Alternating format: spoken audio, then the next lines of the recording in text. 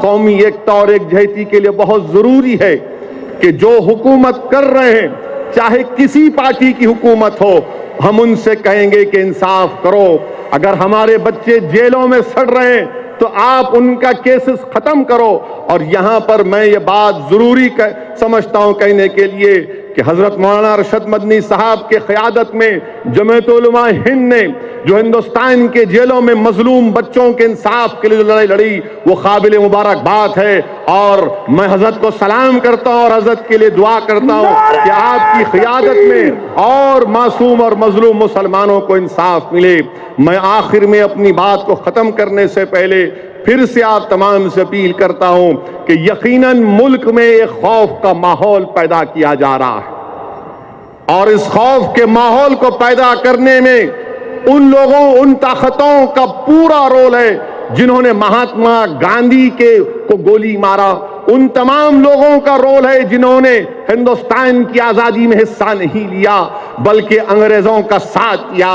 اگر آج ہمارے گھروں کو جلایا جا رہا ہے ہندوستان کے سوشل فیبرک کو توڑا جا رہا ہے تو وہی لوگ ہیں وہی آئیڈیالوجی کے لوگ ہیں جنہوں نے جیل میں بیٹھ کر انگریزوں سے 6 معافی نامے کے خط لکھے مگر ہم نے انگریزوں سے معافی نہیں مانگی.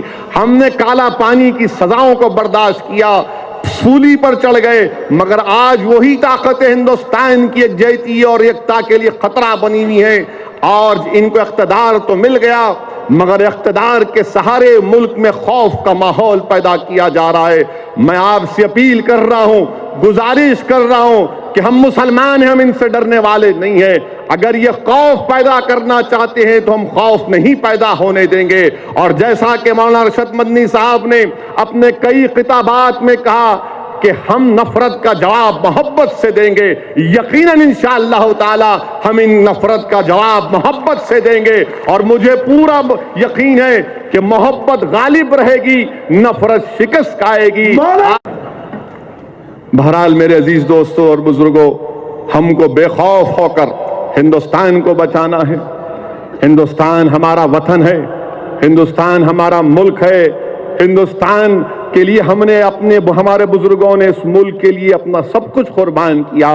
آج ہندوستان ایک ایسے چوراہے پر ہے کہ اگر ہم ایسی طاقتوں سے خوف کھا جائیں گے تو یاد رکھیے پھر اس ملک میں سیکولرزم جمہوریت پاسداری یکجہتی ایکتا یہ سب کمزور ہو کر رہ جائے گی.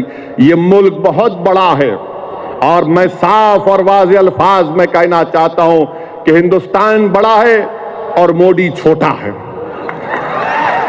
ہندوستان بڑا ہے سنگ پریوار کمزور ہے انشاءاللہ تعالی. اور اس ملک کو بچانے کے لیے ہم تمام کو متحد ہونا پڑے گا.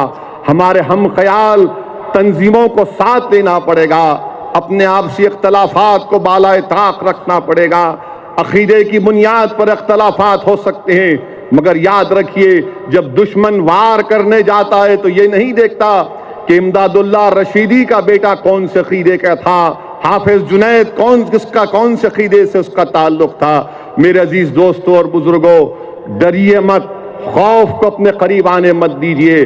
افسوس کے ساتھ بھی یہ بھی کہنا پڑتا ہے کہ جتنے سیکولر طاقتیں ہیں وہ بھی آج اس سازش میں برابر کے ملوث ہیں. ایک منصوبہ بند طریقے سے مسلمانوں کو مارجنلائز کیا جا رہا ہے مسلمانوں کو دور کیا جا رہا ہے جس کے لیے ہمارے بزرگوں نے اپنا سب کچھ قربان کیا کہ آج ہم مل کر ان طاقتوں سے مقابلہ کر سکتے ہیں. میرا ماننا ہے کہ ہم مقابلہ کر سکتے ہیں اور انشاءاللہ تعالی اللہ ہم کو دکھائے گا کہ لوگ آج جو ظلم کر رہے ہیں اللہ ان کو شکست دے گا. اور مجھے پورا یقین ہے کہ اس وطن میں اتنی طاقت ہے اور رہے گی جو ایسی طاقتوں کو برداشت نہیں کرے گا. وآخر دعوانا الحمدللہ رب العالمین.